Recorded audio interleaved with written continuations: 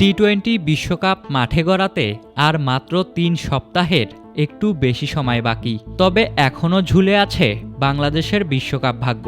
ভারতে গিয়ে টাইগাররা বিশ্বকাপ খেলবে কিনা তা নিয়ে ধোঁয়াশা এখনও কাটেনি।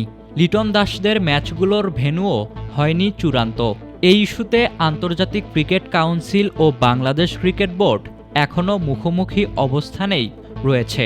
ক্রিকেটারদের নিরাপত্তা নিয়ে উদ্বেগ দেখিয়ে বিসিবি সব ম্যাচ শ্রীলঙ্কায় আয়োজনের দাবি জানালেও আইসিসি সেই অনুরোধের চূড়ান্ত সিদ্ধান্ত জানায়নি।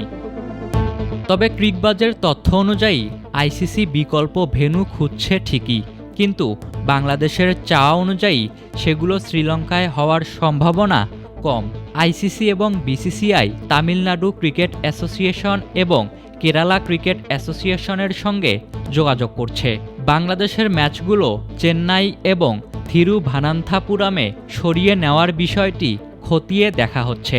দুটি অ্যাসোসিয়েশন ম্যাচগুলো আয়োজনের ইচ্ছাও প্রকাশ করেছে।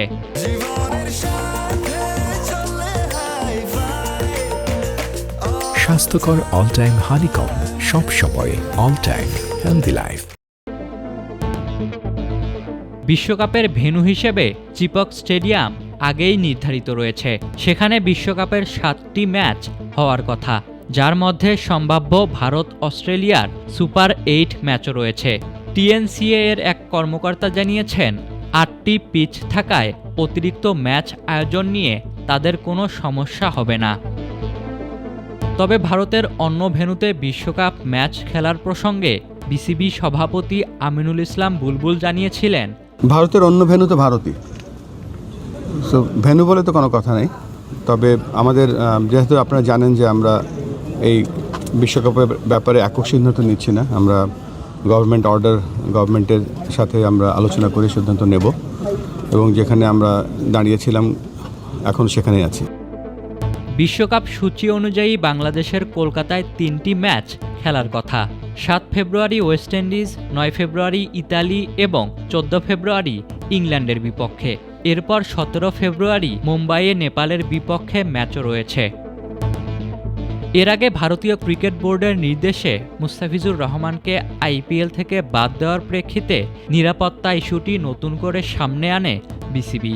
বিসিসিআইয়ের নির্দেশে ফিজকে আইপিএল থেকে বাদ দেয় কলকাতা নাইট রাইডার্স, আর এতেই নড়েচড়ে বসে বাংলাদেশ ক্রিকেট বোর্ড। নিরাপত্তাজনিত কারণে ভারত থেকে ম্যাচগুলো সরিয়ে শ্রীলঙ্কায় নেওয়ার অনুরোধও করা হয়। তবে টুর্নামেন্ট শুরুর এত কাছাকাছি সময়ে শ্রীলঙ্কায় ম্যাচ সরিয়ে নেওয়া কঠিন বলেই দাবি করা হচ্ছে। এমন অবস্থায় আইসিসির চূড়ান্ত সিদ্ধান্তের অপেক্ষায় ক্রিকেট বিশ্ব, যার উত্তর মিলবে সোমবার অথবা মঙ্গলবার। ইশতিয়াক মাহিন, ক্রিক ফ্রেন্জি।